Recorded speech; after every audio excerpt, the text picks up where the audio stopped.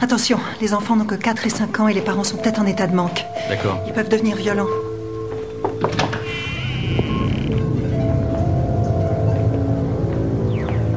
Monsieur Cassagne, c'est mademoiselle Lecomte, l'assistante sociale. Vous êtes là? Qu'est-ce que vous voulez? Nous voulons voir les enfants. Ça fait 8 jours qu'ils ne vont plus à l'école. Il faut quoi là? Ils vont où? C'est moi mes enfants!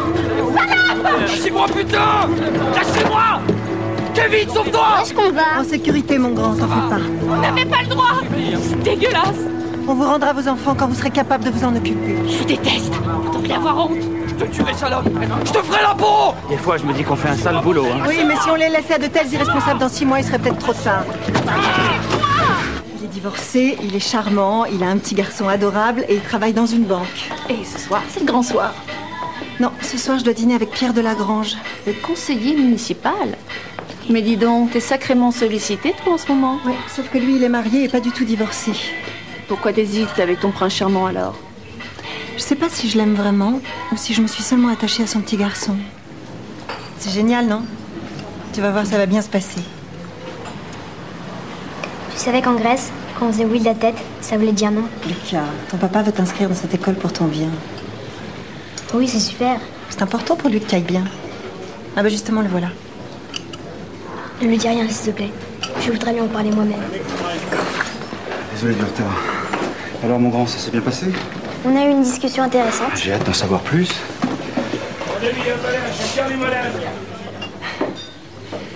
Lucas a quelque chose de très important à vous dire, Jean-François, et il voudrait être seul avec vous pour vous en parler. Vous restez pas dîner avec nous ce soir? Ah non, ce soir je suis occupée. Mais un autre soir, avec plaisir. Attendez, je vous raccompagne à votre voiture. Salut Lucas. Salut.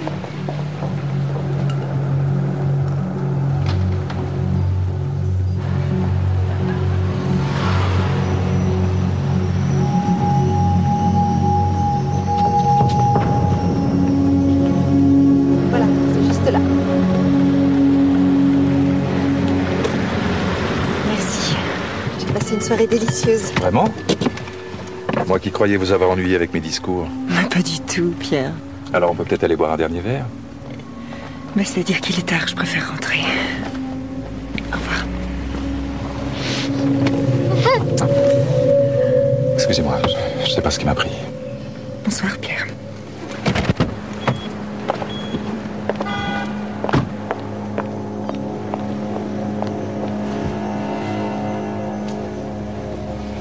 Oui, chérie, c'est moi. Écoute, le rendez-vous avec Valder est terminé, je rentre. À tout de suite. Pierre, pour le service que je vous ai demandé, vous n'êtes pas obligé. Hé, qu'est-ce que vous faites?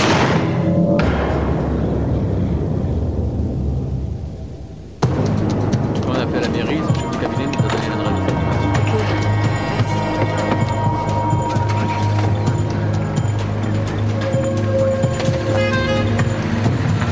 La victime s'appelle Pierre Delagrange. C'est un élu de Paris, adjoint aux affaires sociales. La portière devait être ouverte quand il a reçu une balle de petit calibre. On dirait presque une arme d'autodéfense, mais qui peut tuer à bout portant. Mais l'éternel problème, c'est que tout le voisinage a entendu le coup de feu, mais personne n'a rien vu. On a une idée de ce que faisait Monsieur Delagrange dans le quartier? Sa femme l'a eu au téléphone juste avant le meurtre. Il lui a dit qu'il était avec un collègue de bureau, du nom de Sébastien Valder. Apparemment, il venait juste de raccrocher quand il était abattu.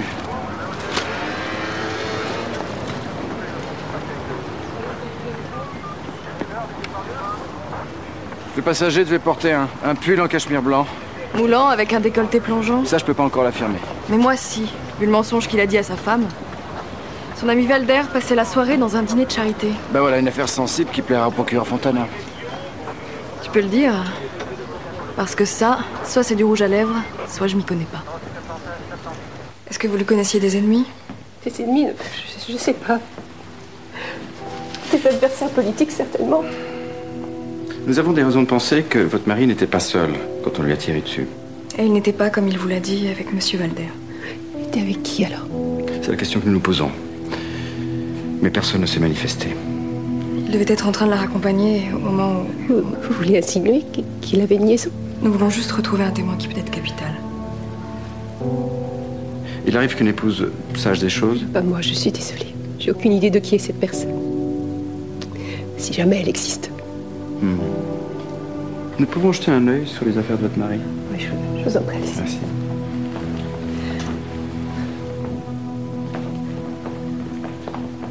Il n'avait pas l'air très surprise. C'est peut-être pas la première fois que son mari lui fait le coup du rendez-vous professionnel.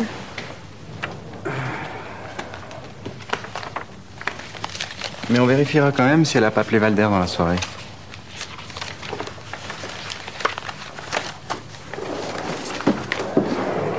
Ah bah dis donc. Tiens, regarde. C'est quoi? Des contraventions? L'autre péché mignon des politiques. Faire sauter leur PV. Je te demande pas quel est le premier. Excès de vitesse, excès de vitesse, excès de vitesse. Si Delagrange avait l'habitude de rouler vite, avec un peu de chance, il s'est fait flasher le soir du meurtre. Et sa mystérieuse passagère aussi. Cette femme était avec Monsieur Delagrange le soir du meurtre, Madame la procureure. Sa voiture a été flashée à 23h12 près du quai Branly. Et vous avez une idée de qui est cette personne? Non, nous cherchons à l'identifier, mais elle reste introuvable. Si je comprends bien, c'est votre suspect principal. Un conseiller municipal abattu par sa maîtresse. Je vois déjà les gros titres des journaux. Et peut-être qu'elle a vu quelque chose et qu'elle a pris la fuite. Ce que nous aimerions savoir, c'est pourquoi elle ne s'est pas signalée. Eh bien, lancez un avis de recherche. Nous parlerons pour l'instant d'un témoin potentiel. Rousseau, excusez-moi. Je vous en prie. Oui, je t'écoute. Bien. Autre chose? Ah bon? Oui, le relevé de portable de Monsieur Delagrange nous indique qu'il a appelé plusieurs fois à un bureau des services sociaux dans la journée. Peut-être que notre témoin y travaille. On arrive. On n'aura peut-être pas besoin d'avis de recherche. Le corps d'une femme vient d'être retrouvé sur un quai de la Seine. La victime s'appelle Catherine Lecomte et elle est assistante sociale. Elle n'avait pas de sac. C'est sa carte professionnelle qui nous a permis de l'identifier. On a aussi trouvé un portable. Qui a découvert le corps? Un SDF. Elle a été sous une bâche. La mort a eu lieu la nuit dernière. Aucune trace de pneus ni de chaussures.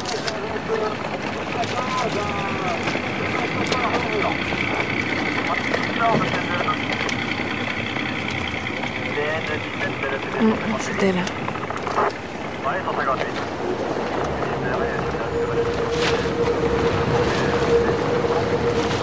Elle est habillée. Pas de trace d'agression sexuelle. Elle a été étranglée, mais on dirait qu'elle a d'abord été frappée à la tempe.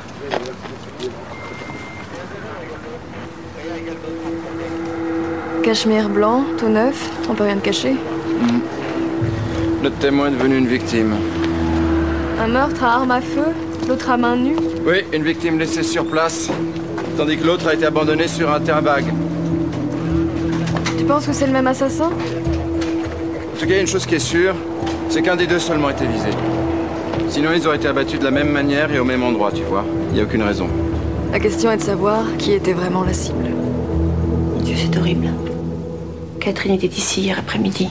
Elle vous a dit pour quelle occasion elle s'était habillée d'une manière aussi élégante? Elle avait rendez-vous avec un conseiller de la ville de Paris. Un rendez-vous amoureux? Pas pour elle, en tout cas. Elle n'était pas du genre à se lier avec un homme marié. Elle était du genre à se lier avec qui? Elle m'a parlé d'un autre homme. Un père de famille divorcé, un certain Jean-François. Je crois qu'ils se voyaient depuis quelques semaines. Ils étaient amants? Peut-être. En tout cas, c'était pas très clair pour elle, elle hésitait. Je l'ai. Jean-François Perrin. Elle s'appelait souvent, en effet. Monsieur Perrin? Lucas, il faut que je parle à ton papa 2 minutes.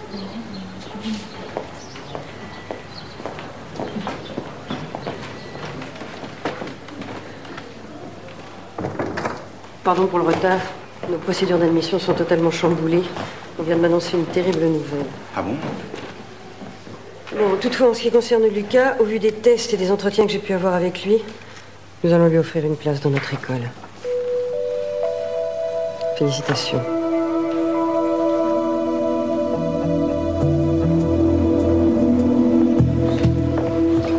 accepté, mon fils. C'est vrai? Mais ouais, t'as réussi. T'as réussi tous les tests d'intelligence avec brio.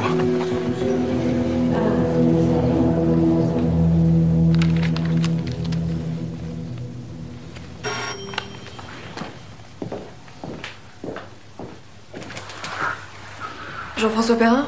Oui? Je suis le lieutenant Rousseau et voici mon collègue, le commandant Revel. Nous pouvons vous parler? Oui, je vous en prie, entrez.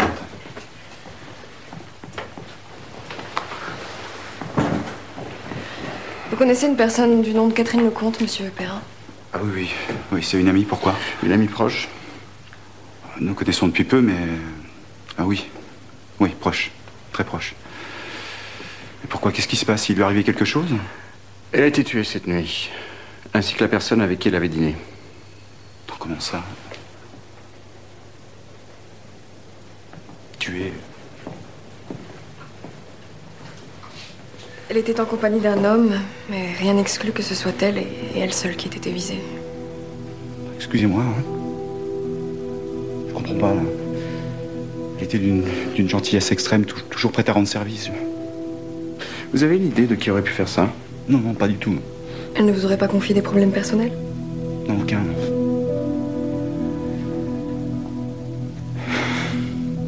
Je sais qu'elle était pas mal sous pression avec son boulot, qu'elle avait souvent affaire à des familles dans la détresse et que certaines étaient parfois violentes. Mais si, je sais pas.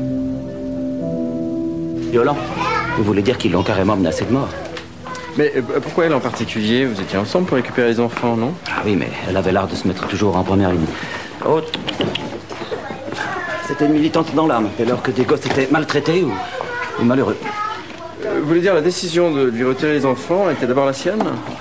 C'était uniquement la sienne, même si je l'approuvais entièrement. Comment s'appelle ce couple de toxicomanes, s'il vous plaît? Cassagne.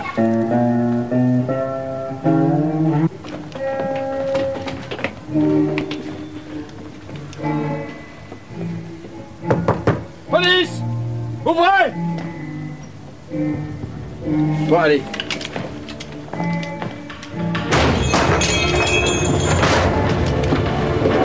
Police! Allez!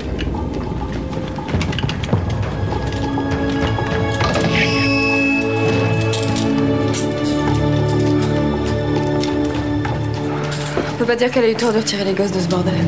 Je sais pas de quoi vous parlez. J'ai tué personne. C'est pas nous, merde. Vous vous gourrez de cible. Des témoins étaient là quand Catherine Lecomte a pris vos enfants. On vous a entendu la menacer. Je voulais juste lui faire peur, putain. Ouais, les choses ont dégénéré, vous l'avez attendue devant chez elle et vous l'avez étranglée. Et vous savez quoi? Allez-y, pensez ce que vous voulez, j'en ai rien à foutre. De toute façon, ça changera rien. Vous voulez une orange? Hein? Allez-y, vous voulez? Savez-vous? Bon, allez. Dites-nous ce que vous avez fait hier soir. C'était l'angoisse. Véro et moi, on était vénères, les enfants nous manquaient. Alors... Alors quoi? Alors on s'est calmé comme on a pu. On s'est fait un fixe. Bravo. C'est pas comme ça que vous allez récupérer les gosses. Qu'est-ce que ça peut vous foutre? À moi, personnellement, rien. Mais elle voulait les sauver et elle en est morte. Puisqu'on vous dit qu'on était stone hier soir, faut parler quelle langue avec vous, bordel? Faut parler poliment et calmement. Attendez, je vais vous aider. Vous avez les ongles trop courts. Vous jouez de la guitare? Ouais. Et quand on joue de la guitare, on garde l'ongle du pouce long, non? Bah ouais. Et pourquoi vous l'avez coupé? Vous avez arrêté de jouer? Ah non, ça c'est vos collègues, là, quand ils ont pris nos empreintes. Faut croire qu'ils avaient peur que je les griffe. Les traces de strangulation sur la nuque de la victime ne correspondent pas. Oui, l'ongle du pouce de Cassagne aura laissé des marques. C'est pas lui qui l'a étranglé. Ça pourrait être elle? Ah non plus, regardez. L'assassin a des mains de taille beaucoup plus grande que les siennes. Ce qui exclut que ce soit une femme, non? Non, mais elle devrait mesurer dans le mètre 75. Et du côté de Delagrange, qu'est-ce que vous avez comme mobile possible? Le seul corps qui a été déplacé, c'est celui de Catherine Lecomte. Et moi, je reste persuadé que c'est elle qui était la véritable cible du tueur, et pas Delagrange. Entre un homme politique aux méthodes contestées et une jeune assistante sociale, je penserais plutôt qu'on en voulait au premier. Qu'est-ce qu'il y avait de particulièrement contesté dans ces méthodes? On prétend qu'il faisait passer certains dossiers avant d'autres. Et quand certains dossiers avancent, d'autres reculent. On en voulait à Catherine Lecomte. Si on avait voulu abattre de la grange, on aurait attendu qu'il soit seul. Non, son meurtre est un écran de fumée. Celle qui était visée, c'était Catherine Lecomte, j'en suis persuadé. Nous sommes tous extrêmement choqués, naturellement, mais bon... Vous savez si d'autres parents ont menacé Mademoiselle Lecomte? Pas à ma connaissance. Les cas 5 sont tout de même un cas particulier. Nous essayons d'abord d'aider les familles à garder leurs enfants. Bien sûr. Tiens. Le sujet recherche constamment le défi intellectuel. Ces problèmes de sociabilité ne devraient pas gêner le bon déroulement des choses. On dirait des évaluations psychologiques. Ça faisait partie de son travail? Non, pas du tout. Je sais qu'elle a fait des études de psycho, mais c'était pas dans ses attributions. Le sujet a une maturité émotionnelle remarquable pour son âge, mais il craint de ne pas être assez grand pour pouvoir utiliser les toilettes. On dirait qu'elle parle d'enfant. Problème de sociabilité. Maturité émotionnelle. Elle fait référence à des enfants surdoués. Ce sont des évaluations d'entrée pour une école spécialisée. Il ne doit pas y en avoir beaucoup à Paris. Parler à Delagrange pour Malval. Malval, justement, c'est un institut spécialisé pour enfants surdoués. Mais cet institut Malval est le premier point commun entre nos deux victimes. Nos élèves ont des facultés intellectuelles exemplaires, mais nous devons d'abord nous assurer qu'ils aient l'équilibre psychologique pour supporter le niveau d'excellence de l'établissement. Mais pourquoi engager une psychologue de l'aide sociale? Non, mais nous n'avons pas engagé Mademoiselle Lecomte. Elle était bénévole depuis quelques années. Et Catherine Lecomte, vous a-t-elle remis ses évaluations sur les élèves? Non, justement, elle devait le faire mercredi, le jour de la sélection finale. Son avis comptait beaucoup pour vous? Oui, surtout quand il s'agissait de juger qu'un enfant n'était pas mûr pour intégrer l'école. Mais comment vous les avez choisis sans son rapport? Là, nous avons dû nous baser sur nos autres critères, c'est-à-dire en fait les différents tests de performance comme le Binet ou le Wechsler que je leur avais fait passer. On a donc la somme de n égale 1 à l'infini de 1 sur n à la puissance z qui peut s'écrire sous la forme 1 sur... Excusez-moi, mais vous déconcentrez les élèves. Pardon. Et ils travaillent sur l'équation au tableau? Oui, ça fait partie de leur enseignement personnalisé. C'est l'hypothèse de Riemann. 60 dossiers pour 15 places de libre. Il doit vous arriver de subir des pressions, éventuellement du côté de la mairie, non? Qu'est-ce que vous insinuez? Elle subventionne votre école, ça lui donne certains droits. Vous connaissiez Monsieur Delagrange, l'adjoint aux affaires sociales? Oui, bien sûr, mais enfin, je ne vois pas... Il vous a pas appelé récemment pour faire avancer un dossier? Attendez, vous êtes en train de mettre en question mon intégrité, c'est ça? C'est absolument pas mon intention, mais je sais combien cette école est importante pour certains parents.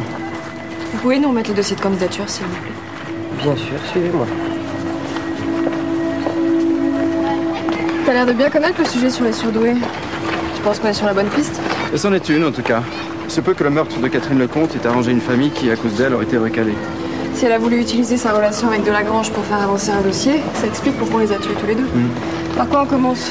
Par les premiers recalés. Comme l'a dit Fontana, un dossier qui avance, c'est un autre qui recule. Tu crois vraiment qu'un double meurtrier peut se trouver parmi des parents enfants surdoués? Tout ce que je sais, c'est qu'on ferait parfois n'importe quoi pour son enfant.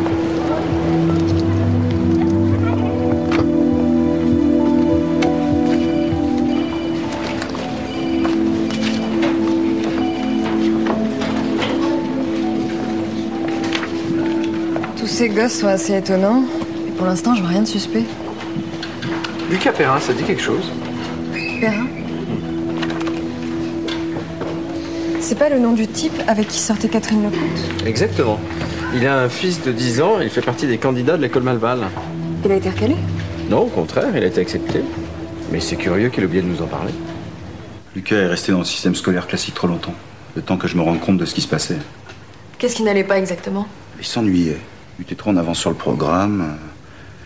Les enseignants n'étaient pas formés pour s'occuper d'un enfant comme lui. Pourquoi vous nous avez pas dit que Catherine Lecomte était chargée de l'évaluation psychologique de Lucas? Vous m'avez pas posé la question. Et je pensais pas que c'était si important. Et qu'en pensait-elle? De quoi? De la capacité de Lucas à intégrer cette école spécialisée. Quel avis allait-elle émettre? Elle m'a rien dit. Ah bon?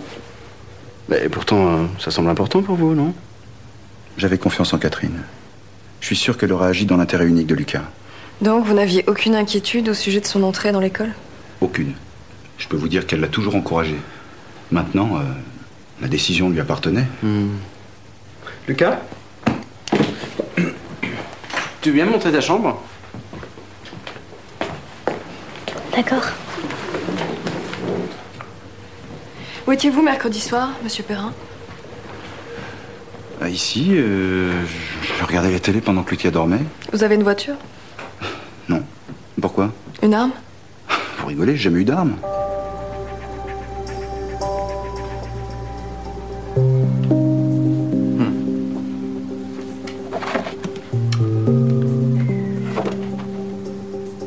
C'est là que tu travailles? Oui. Ah. Tu aimes le foot? Oui. Tu joues dans un club le dimanche? Non. Non? C'est laquelle ton équipe préférée? Arsenal. Ah, tu aimes les équipes qui développent le beau jeu. Tu regardes des matchs avec ton père? De temps en temps. Mais mon père dit que ça détourne l'essentiel. Ah bon? Mais il regarde bien, lui. Tu vas me dire, il est pas surdoué. Si, justement. Mais il dit qu'il n'a pas été détecté quand il était petit. Dis-moi, ça se passait bien avec Catherine Lecomte? Bien, elle était sympa. Ouais. Elle t'a dit si elle pensait que tu devais rentrer dans cette école? Oui. Ah oui? Tu savais qu'elle allait rendre un rapport favorable? C'est ce qu'elle m'a dit la dernière fois qu'on s'est vus. Elle était d'accord.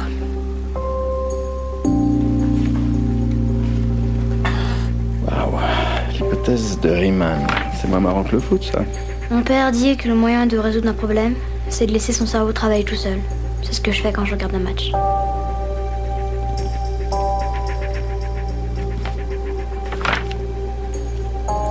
J'adore tes dessins.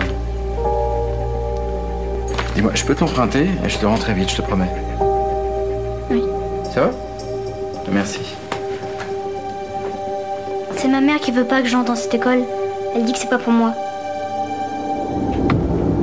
Vous croyez que j'ai pas compris son manège? Il joue le père parfait pour mieux me faire passer pour une mère indigne. C'est rare que le père ait la garde. D'habitude, c'est plutôt l'inverse. Depuis qu'on est séparés, je travaille comme serveuse dans un bar de nuit. Et Jean-François n'a hésité sur rien devant le juge. Il a fait valoir que j'avais une mauvaise fréquentation et puis que j'étais pas capable de m'occuper de mon fils. Mais je vois pas le rapport avec cette école. Il travaille le dimanche là-bas. Voilà, du coup, je pourrais même plus le voir le week-end. Voilà ce qu'il cherche, c'est tout. Cette école, ils s'en foutent. Moi, j'ai vu Lucas que quelques minutes. Il me semblait très en avance. Vous voulez dire que je suis pas capable de savoir ce qui est bon pour mon fils? Non, mais vous n'avez jamais pensé que cette école serait peut-être bien pour lui? Vous avez pas compris que c'est cette femme qui a mis dans la tête de Jean-François que notre fils était surdoué? Vous insinuez qu'il aurait une relation avec l'assistance sociale de votre fils? Peut-être. Bon, désolée, mais j'ai pas envie d'être en retard au boulot.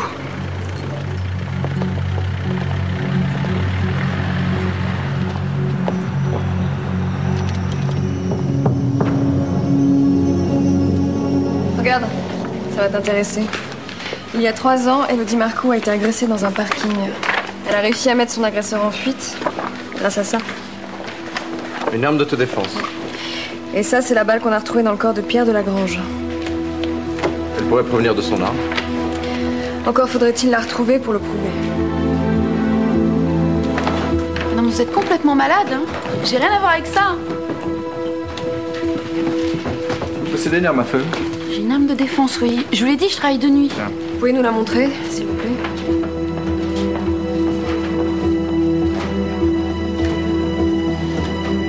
Non, n'y touchez pas. Tiens.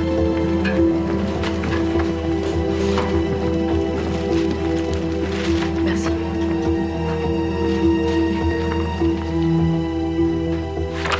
Comment vous avez eu ce dossier, Madame Marcoux? C'est Jean-François qui me l'a donné. C'est un test de QI de Lucas, effectué à l'Institut Malval. Il date d'il y a 3 mois. Mais mon ex-mari tenait absolument à me prouver que notre fils devait entrer dans cette école pour surdoué. Vous en avez la preuve formelle? Ah, cette histoire est devenue une véritable obsession pour lui. Pour vous aussi, on dirait. On voit bien que vous n'avez pas d'enfant. J'essaie juste de protéger mon fils et de faire qu'il puisse continuer à voir sa mère. On verra jusqu'où vous êtes prête à aller pour le protéger.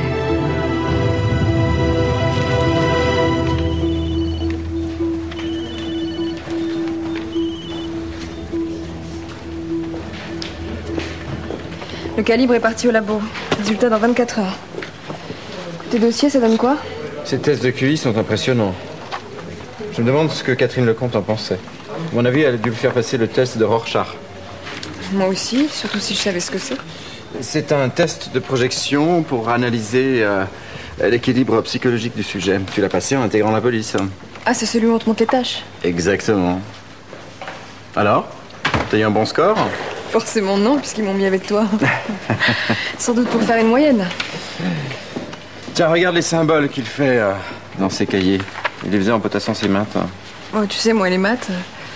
Mais justement, ce ne sont pas des maths. Regarde, celui-ci, c'est oméga, la fin. Et celui-ci, c'est θ, la mort. Il y en a mis plein les pages. Regarde, partout. Tu crois que cet enfant est dépressif? Pas nécessairement, mais en tout cas, il y a un truc qui est sûr, c'est qu'il était malheureux en faisant ses maths. J'ai parlé à ta directrice.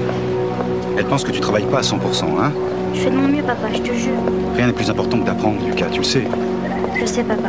J'en ai assez souffert moi-même quand j'avais ton âge. Tu sais, j'ai fait beaucoup de sacrifices pour que tu rentres dans cette école. Je vais faire des efforts, papa, je te promets. Je compte sur toi, hein? Je dis juste qu'il faut que tu sois plus concentré, d'accord? D'accord. Bon, t'as ton goûter? Ouais. Bon, allez.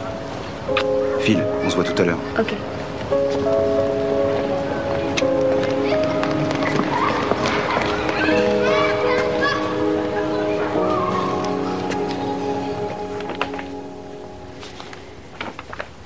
Effectivement, c'est un enfant d'une grande maturité intellectuelle. Vous pensez qu'il est victime de la dépression des surdoués? Difficile à dire, tant ses dessins et le comportement que vous me décrivez semblent en contradiction. Vous avez déjà vu ce genre de cas? Bien sûr. Il arrive que des enfants déprimés parviennent à donner le change avec des adultes. Cela prouve de toute façon que c'est un enfant en souffrance. Une de vos collègues l'a fortement conseillé pour une de ces écoles spécialisées. Vous trouvez ça crédible? Oui, totalement. Au vu de ces tests, même si bien sûr il faudrait voir l'enfant pour pouvoir se prononcer définitivement. Bien sûr. Bon, bah écoutez, je vous remercie beaucoup, docteur. Ah oui. Comment va Théo? Ah, très bien, merci, beaucoup mieux.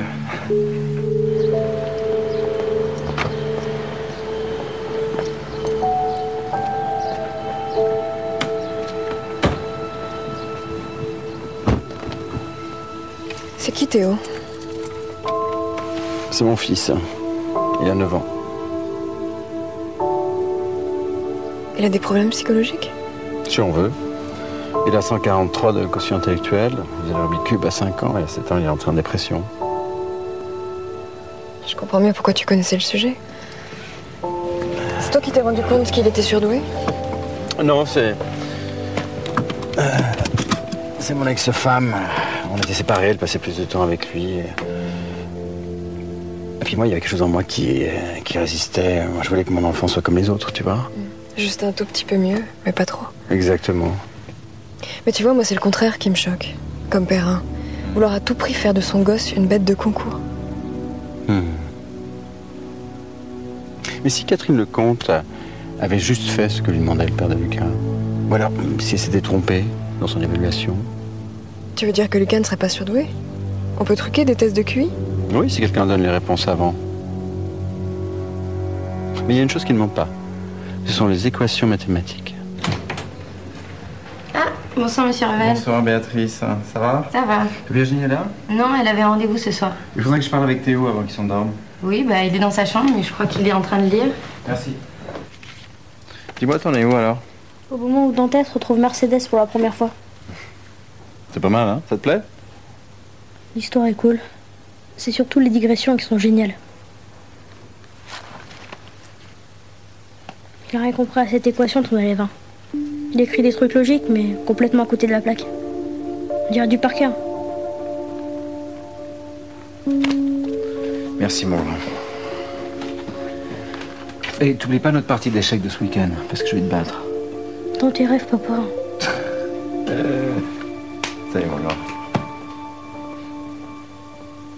Perrin aurait tué 2 personnes juste pour que son fils puisse intégrer cette école spécialisée.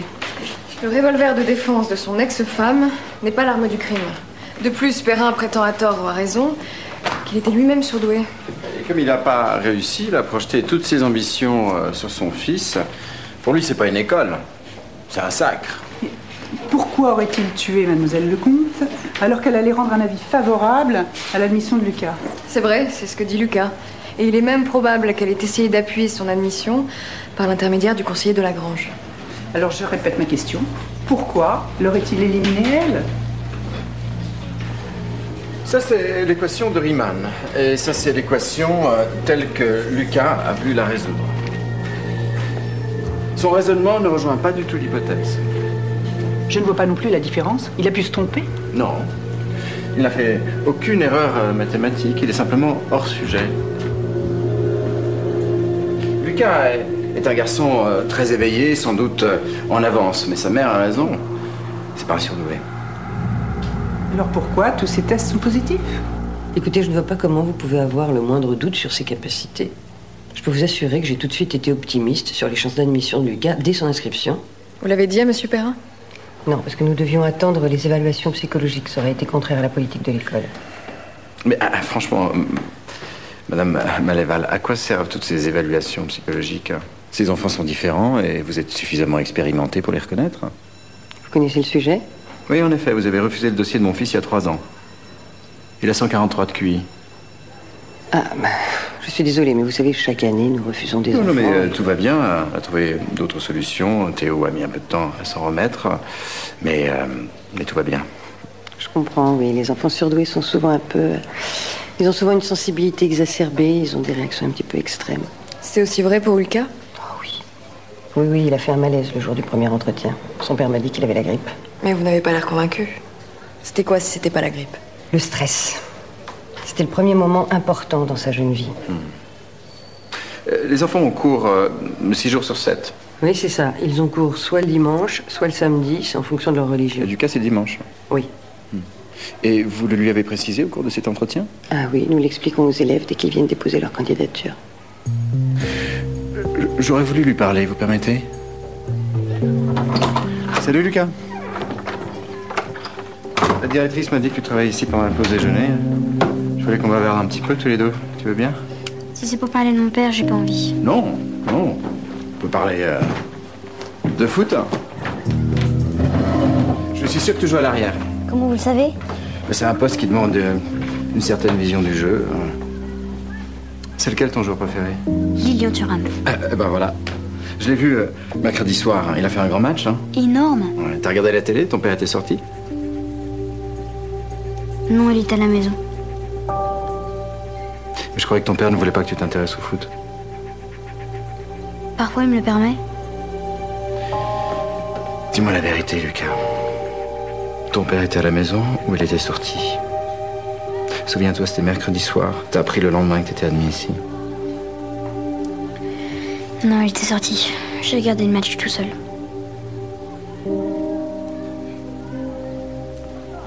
Tiens, regarde. Je t'ai apporté ça. Tiens. Merci. Je sais que t'as essayé de faire comprendre aux autres que tu voulais pas passer ta vie à résoudre des équations. Personne n'a rien compris. Pourquoi tu détestes cet endroit?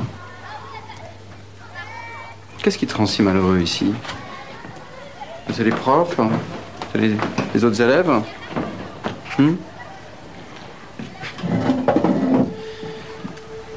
Le travail est trop dur, c'est ça? Faut juste que je travaille un peu plus. Mais tu sais ce que ça veut dire? Ça veut dire qu'il va falloir que tu travailles le dimanche. Et t'as pas envie de travailler ce jour-là? T'as envie de jouer dans ton club de foot? Mais les matchs, c'est le dimanche. Tu sais, j'ai un fils de ton âge. Il est comme toi. Il aimerait grandir comme les autres enfants. Mais il est différent. Moi, je suis vraiment comme les autres. Non, t'as un QI beaucoup plus élevé. C'est faux. C'est mon père qui m'a dit comment répondre aux tests. S'il ne voulait pas entrer dans cette école, pourquoi simplement ne pas l'avoir dit à son père? Et risquer de le décevoir? Non, c'était plus rassurant de faire porter la décision à son assistante sociale. Mais elle avait de bonnes relations avec lui aussi. Alors pourquoi Lucas ne s'est-il pas confié à elle? Il a peut-être essayé à sa manière. Mais on n'entend pas forcément ce que veulent dire les enfants. Et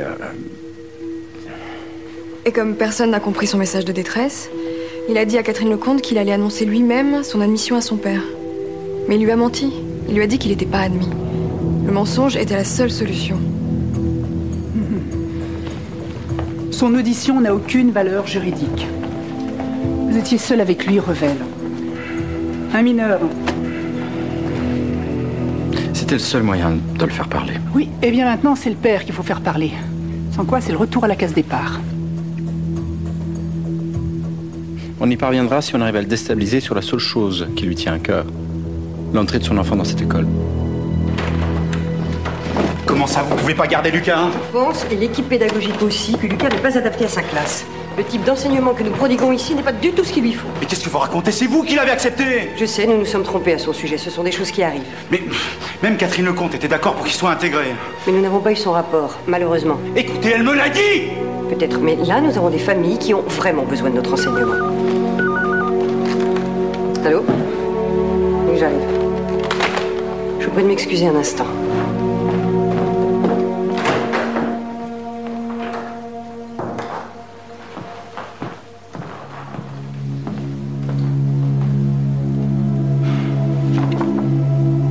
Espèce de salopard, vous foutez de ma gueule? Calmez-vous, monsieur Perrin, s'il vous plaît. Mais je vois pas pourquoi je me calmerais. Vous profitez de la situation? Mais de quoi parlez-vous, monsieur Perrin? Mais de votre fils, pardi, regardez-moi ça! Hein, ça vous amuse de prendre la place des autres? Vous profitez de votre statut de flic, c'est dégueulasse, c'est de la corruption! Je ne suis au courant de rien, c'est mon ex-femme qui a la garde de mon enfant. Elle me met pas forcément au courant de toutes ces démarches. Maintenant, calmez-vous, s'il vous plaît, monsieur Perrin. Allez, venez, on va s'expliquer. Venez, tenez. Venez, ça va, tout va bien. Venez, entrez. Vous voulez un café? Non, ça va, merci. Asseyez-vous. Allez, expliquez-moi le problème. La directrice du cours Malval veut renvoyer Lucas. Mais tous ces tests étaient bons, pourtant. Il a explosé le score, vous voulez dire? Le Stanford Binet? Bah ouais, elle va le cher aussi. Celui-là, il l'a fait quand il avait 6 ans. Hein. Ça devait être très gratifiant pour vous, monsieur Perrin. Vous étiez vous-même un petit génie des maths quand vous étiez étudiant. Et qui vous a dit ça? C'est Lucas. Il me l'a dit quand on s'est parlé. Ouais, j'étais assez doué, oui. Mais vous vouliez être plus que ça.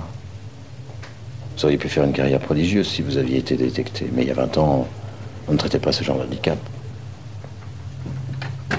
Et quand vous avez découvert que votre fils avait les mêmes qualités... Vous lui avez consacré tous vos efforts. Un père veut ce qu'il y a de mieux pour son fils. Bien sûr. Et ça payait. Non? Regardez le cahier de Lucas. Non,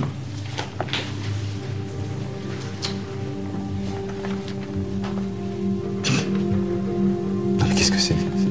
Ça rime à rien. Comment ça?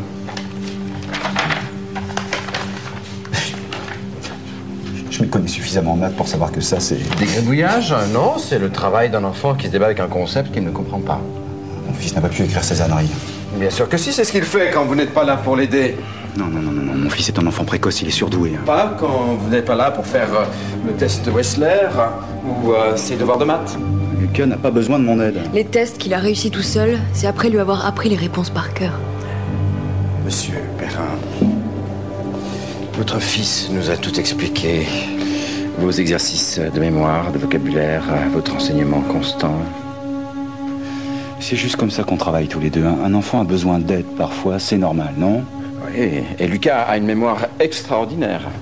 Et une boule au ventre tous les matins parce qu'il a peur de décevoir son père. Votre fils n'est pas un génie. Tout ça, c'est des conneries. Vous dites ça parce que vous voulez la place pour votre fils. Vous essayez de m'embobiner, là, en jouant les mecs sympas. Mais vous êtes un bel enfoiré! Bon, allez, je me barre. Et j'irai porter plainte contre vous. J'ai vu votre nom sur le dossier.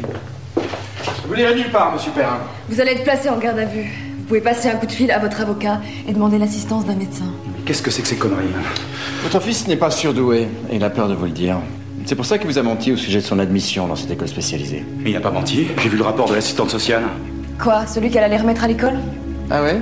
Nous aussi, on aimerait bien le voir, ce rapport. Laissez-moi sortir. Je vous l'amène, il est chez moi. Une perquisition est en cours chez vous, monsieur Perrin. Si nous trouvons ce rapport, ce sera la preuve que vous avez tué Catherine Lecomte parce que vous pensiez qu'elle avait émis un avis négatif. Oui, Lucas. Mais demandez-lui! Demandez-lui, il vous le dira! Je veux voir mon fils. Je veux le voir! Je veux voir mon fils! Il faut que j'y parle! Il a besoin de moi, je veux le voir! Lucas! Il a besoin de moi! Lucas, je veux voir! Bien! Il est en sécurité. Sa mère est venue le chercher. Vous voulez aider votre fils, monsieur Perrin? Je veux juste lui parler. Avouez vos meurtres. Racontez tout. Quoi? Si vous avouez, nous ne serons pas obligés de demander à votre fils de témoigner contre vous, de nous dire que vous n'étiez pas chez vous le soir du meurtre. Nous n'aurons pas à lui dire que c'est son mensonge qui vous a poussé à tuer Catherine Lecomte. Vous imaginez ce que serait sa vie avec cette culpabilité? Épargnez-lui ça, ne lui gâchez pas sa vie. Avouez.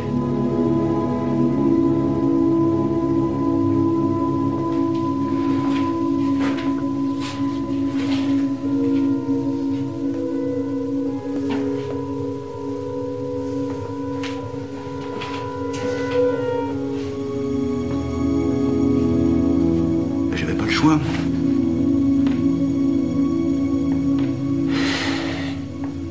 Je l'ai fait pour mon fils. Moi, je voulais qu'il soit reconnu à sa vraie valeur. Lui ou vous? Être surdoué n'est pas un cadeau. C'est peut-être un atout, mais c'est d'abord une difficulté.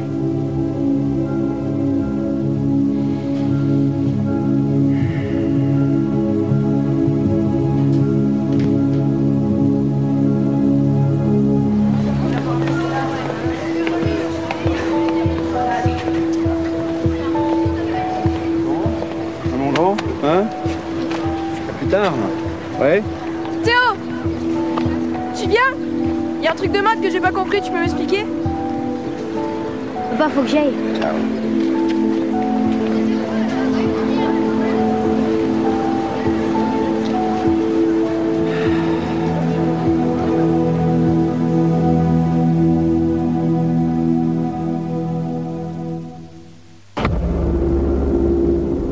En vertu de quoi je vous donnerai l'adresse de mes patients. En vertu d'un meurtre qui a été commis.